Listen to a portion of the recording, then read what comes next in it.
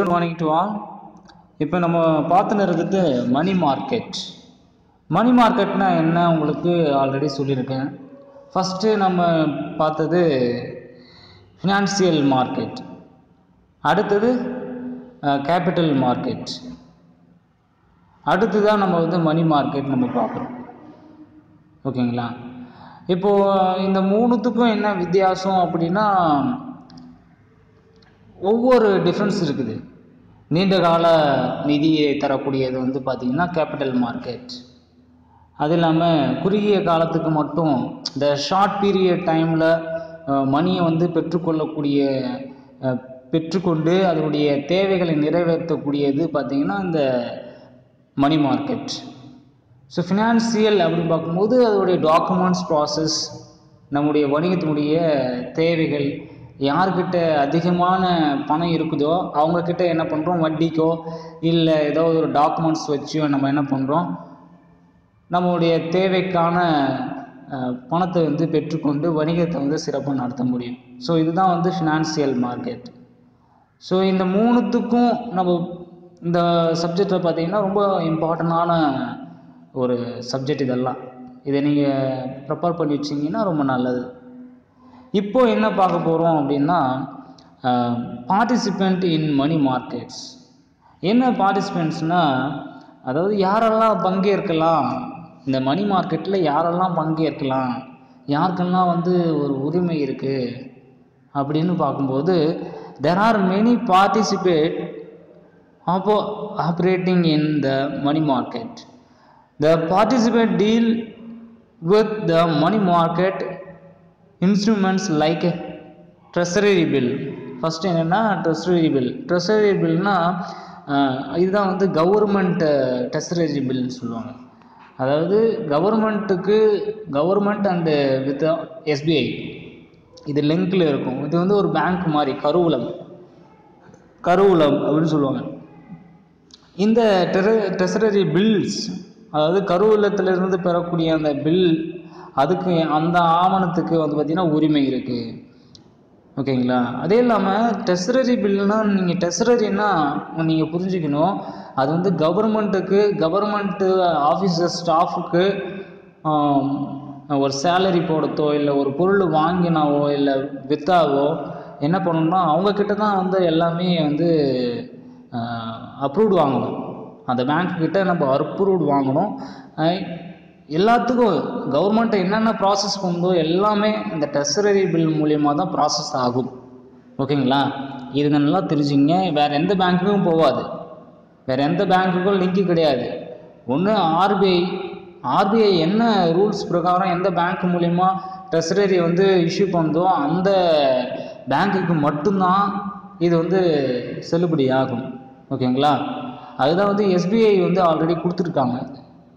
ட்ரெஸரியில் SBI process பண்ணுறாங்க. ஓகேங்களா? அடுத்தது பார்த்திங்கன்னா கமர்ஷியல் பில்ஸ்னால் வணிக ரசீதுகள். இதுக்கெல்லாம் இதெல்லாம் வச்சுன்னு பங்கேற்கலாம். கமர்ஷியல் பேப்பர், வணிகத்தாள்கள். அதாவது வணிகத்தாள்கள்னால் பிஸ்னஸ் ரன் பண்ணக்கூடிய, நான் அதிகமான ப்ராசஸில் என்னுடைய பிஸ்னஸ் ரன்னிங் ஆகினிருக்கு, அப்போது அந்த ரன்னிங் ஆகக்கூடிய அந்த டாக்குமெண்ட்ஸு, அதனுடைய ஸ்டேட்மெண்ட்ஸ், இது எல்லாத்தையும் வணிகத்தாளாக நான் கொடுக்கலாம்.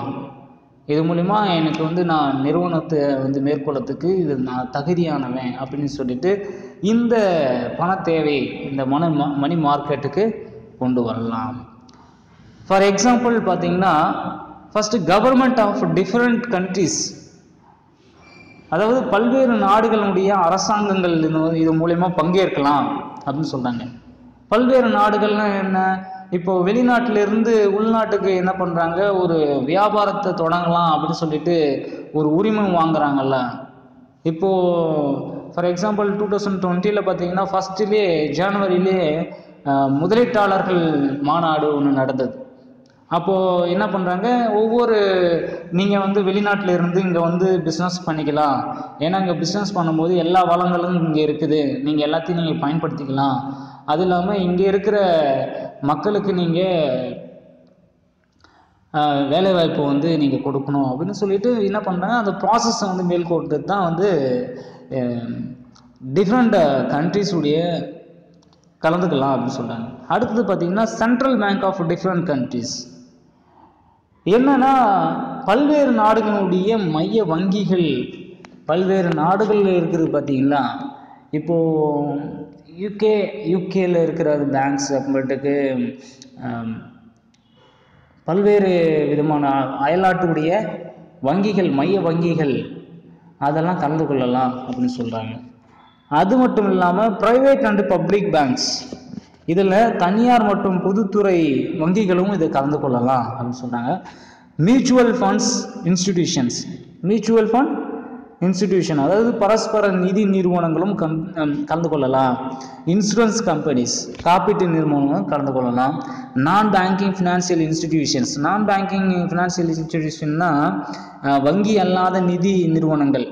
வங்கி அல்லாத நிதி நிறுவனங்கள்லாம் யாருன்னா இப்போது அதான் முன்னாடியே நம்ம படித்தோம் இல்லை, ஃபினான்சியல் அப்படின்னு சொல்லிட்டு நம்ம ஃபினான்சியல் மார்க்கெட்டில் அதிகமான நபர்களை அதிகமாக பண தேவையோடு இருப்பாங்க பார்த்தீங்களா. இப்போது ஃபார் எக்ஸாம்பிள் அதிகமாக பணத்தை வந்து வச்சுனுக்கிறது யார், இந்த மாதிரி கந்து வெட்டி விடுவாங்க. அப்புறமேட்டுக்கு அதாவது கந்து வட்டி விடுறாங்கன்னா வந்து கவர்மெண்ட்டுடைய ப்ராசஸ் பிரகாரம் அவங்களுடைய வட்டி வந்து மேற்கொள்ளுவாங்க. அவங்கள் தான் சொல்கிறேன் நான். ஸோ அவங்கெல்லாம் நம்ம கலந்து கொள்ளலாம். அடுத்தது பார்த்திங்கன்னா RBI and SBI, RBI and SBI இது வந்து கலந்து கொள்ளலாம். ஓகேங்களா. அடுத்தது கமர்ஷியல் பேங்க்ஸ், வணிக வங்கிகளும் இதில் கலந்து கொள்ளலாம். அடுத்தது ஸ்டேட் கவர்மெண்ட்ஸ், மாநில அரசுகளும் இதில் பங்கேற்கலாம். பப்ளிக் பொதுமக்களும் இதில் கலந்து கொள்ளலாம் அப்படின்னு இந்த டாபிக் மூலிமா கொடுக்குறாங்க. இது வந்து பார்த்திங்கன்னா 2 மார்க்கில் இதை கேட்பாங்க. 2 மார்க் அல்லது 3 மார்க்கில் உங்களுக்கு கேட்பாங்க. ஸோ நீங்கள் வந்து இதை ஃபாலோ பண்ணிங்க. 2 மார்க் அல்லது 3 மார்க்கில் கேட்பாங்க. ஓகேங்களா. இதை நோட் பண்ணி வச்சுங்க. இது இம்பார்ட்டண்டான ஒரு கொஷின்னு, இதை நோட் பண்ணி வச்சுங்க. ஜஸ்ட் இந்த 10 பாயிண்ட்ஸ் எதனாவே போதும், நீங்கள் உங்களுக்கு 3 மார்க்கோ இல்லை 2 மார்க்கோ கொடுத்துருவாங்க. ஓகேங்களா. அடுத்ததான் நம்ம வந்து மணி மார்க்கெட் இன்ஸ்ட்ருமெண்ட்ஸ்ன்னு நம்ம பார்க்க போகிறோம். மணி மார்க்கெட்டுடைய இன்ஸ்ட்ருமெண்ட்ஸ், அதாவது மணி மார்க்கெட்டுடைய இன்ஸ்ட்ருமெண்ட்ஸ் என்ன, பணச்சந்தை ஆவணங்கள் அப்படின்னு சொல்லுவாங்க. இது வந்து பணச்சந்தை ஆவணங்கள். There are many kinds of instruments available in money market.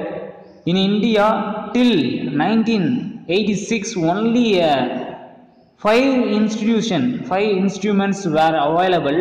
There were as follows. என்ன இன்ஸ்ட்ருமெண்ட் வந்து 5 விதமாக பிரிக்கிறாங்க அப்படி பார்க்கும்போது, ஃபர்ஸ்ட் பார்த்தீங்கன்னா ட்ரெஸரரி பில்ஸ் இன் த ட்ரெஸரரி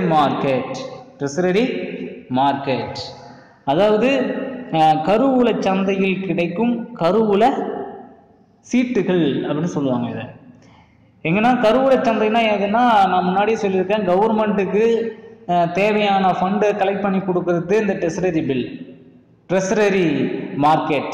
இந்த ட்ரெஸரரி மார்க்கெட் தான் வந்து கவர்மெண்ட்டுக்கு தேவையோ அது எல்லா தேவைகளையும் வந்து இது மூலயமா வந்து ஸ்டெப் பை ஸ்டெப்பாக ப்ராசஸ் பண்ணக்கூடிய அளவுக்கு இந்த ட்ரெஸரரி பில் வந்து இருக்குது, ட்ரெஸரரி மார்க்கெட்டு இருக்குது. அடுத்தது பார்த்தீங்கன்னா money at call and short notice in the call loan market, அதாவது அழைப்பு கடன் சந்தையில் கிடைக்கும் குறுகிய கால அறிவிப்பு மற்றும் அடைப்பு பணம். என்ன கால் லோன் மணி மார்க்கெட் அப்படின்னா, இப்போ நம்ம குறுகிய காலத்தில் நமக்கு கடன் கிடைக்கணும் அப்படின்னு நினச்சுன்னா உடனே எனக்கு வந்து ஒரு ஒரு இன்ஸ்டிடியூஷன் இருக்குது இல்லை, ஏதாவது சின்ன நிறுவனங்கள் இருக்கும், அதாவது வணிகம் அல்லாத நிறுவனங்களும் சரி, இந்த மாதிரி ட்ரெஸரரி பில்ஸ் இந்த ட்ரெஸரரி ஆஃபீஸ் மார்க்கெட்டை இதெல்லாம் பரவாயில்ல, என்ன பண்ணுவாங்கன்னா அவங்கக்கிட்ட ஒரு கால், எனக்கு இந்த இவ்வளோ தேவை இருக்குது, அதை வந்து நீங்கள் உடனே நீங்கள் எனக்கு கிரெடிட் பண்ணி விடுங்க அப்படின்னு சொன்னாங்கன்னா இவங்க என்ன பண்ணுவாங்கன்னா அதனுடைய தேவைக்கு ஏற்றவாறு அந்த அழைப்பு கடனுக்கு ஏற்றவாறு என்ன பண்ணுவாங்கன்னா அவங்க போதுமான அளவுக்கு வந்து பணத்தை வந்து அவங்களால கிரெடிட் பண்ண முடியும். ஓகேங்களா. அதுதான் வந்து இந்த மணி மார்க்கெட்டோட சொல்லப்பட்டிருக்காங்க. நெக்ஸ்ட் பாயிண்ட் பார்க்கும்போது commercial bills and promissory note in the bill market. அதாவது ரசீது சந்தையில் கிடைக்கும், ரசீது வந்து சந்தையில் கிடைக்கும் வணிக ரசீதுக்குள் மற்றும் உறுதிமொழி பத்திரங்கள் அப்படின்னு சொல்லுவாங்க. என்ன உறுதிமொழி பத்திரங்கள்னா, இப்போ வந்து ரசீதுகள்லாம் இருக்குது, எனக்கு போதுமான ரசீதுகள்லாம் இருக்குது, நான் வந்து இவ்வளோ ப்ராசஸ் பண்ணுறேன், இவ்வளோ நான் சேல்ஸ் பண்ணுறேன், இவ்வளோ பர்ச்சேஸ் பண்ணுறேன், என்னுடைய கம்பெனியில் இவ்வளோ ஷேர் மார்க்கெட் இருக்குது, இவ்வளோ வந்து இன்க்ரீஸ் ஆகுது, இவ்வளோ டவுன் ஆகுது அப்படின்னு சொல்லிட்டு நான் என்ன பண்ணுறேன், என்னுடைய பில்ஸை வந்து கலெக்ட் பண்ணி கொடுக்குறேன்.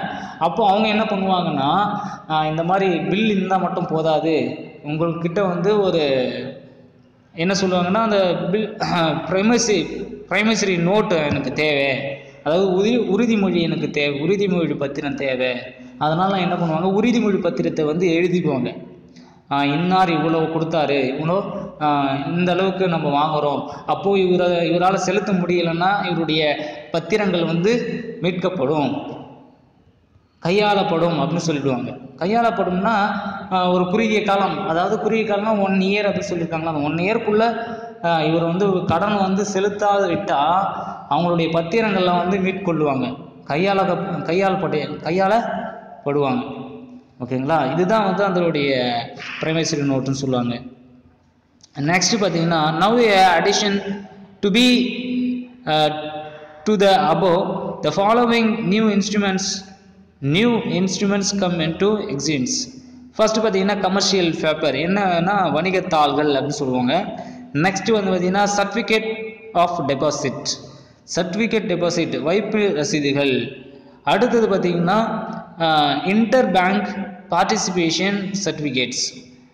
இன்டர் பேங்க் பார்ட்டிசிபேஷன் சர்டிஃபிகேட்னா என்னென்னா, அதாவது வங்கிகளுக்கு இடையான பங்கேற்பு சான்றிதழ்கள் வேண்டும் அப்படின்னு கேட்பாங்க. என்ன சான்றிதழ்னா, நீ எவ்வளோ வந்து பேங்க்கில் டெபாசிட் பண்ணுற, எவ்வளோ வித்ட்ரா பண்ணுற, எவ்வளோ ப்ராசஸ் பண்ணுற அப்படின்னு சொல்லிட்டு பார்ப்பாங்க. அவருடைய ஸ்டேட்மெண்ட்டெல்லாம் ப்ராசஸ் பண்ணுவாங்க. ஸோ அதுதான் வந்து பார்ட்டிசிபேட் சர்டிஃபிகேட் அப்படின்னு சொல்லுவாங்க. நெக்ஸ்ட் வந்து ரெப்போ இன்ஸ்ட்ருமெண்ட்ஸ்னால் அதாவது மீன் வாங்கல் வித ஆவணங்கள் அப்படின்னு சொல்லுவாங்க. மீள் வாங்கல் வித ஆவணங்கள் அப்படின்னு சொல்லுவாங்க அதை. ஸோ இந்த ஆவணங்கள் பார்த்திங்கன்னா ஒரு சிறப்புமிக்க அத்தியாயமாக சுருக்கமாக பார்க்கலாம் அப்படின்னு சொல்லிட்டு இந்த சப்ஜெக்டில் briefly highlights in the chapter. ஓகேங்களா, ஸோ இதுதான் வந்து மணி மார்க்கெட், இதுதான் மணி மார்க்கெட்டுடைய இன்ஸ்ட்ருமெண்ட்ஸ். அடுத்ததாக என்ன பார்க்க போகிறோம், இதில் உங்களுக்கு நான் சொல்கிறேன், இதில் வந்து 3 மார்க்கு கேட்பாங்க. இதில் 3 மார்க்கோ இல்லை 5 மார்க்கோ இதிலேருந்து கேட்பாங்க. ஓகேங்களா, இதை வந்து நோட் பண்ணி வச்சுங்க. 3 மார்க்கு இல்லைன்னா 5 மார்க் கேட்பாங்க. 5 மார்க்குன்னா வந்து பார்த்தீங்கன்னா உங்களுக்கு வந்து இன்னும் ப்ரீஃபாக எழுத சொல்லுவாங்க, இன்னும் அதிகமாக எழுத சொல்லுவாங்க. அது வந்து நீங்கள் அடுத்து தான் நான் சொல்கிறேன், அதை நீங்கள் நோட் பண்ணி வச்சுங்க.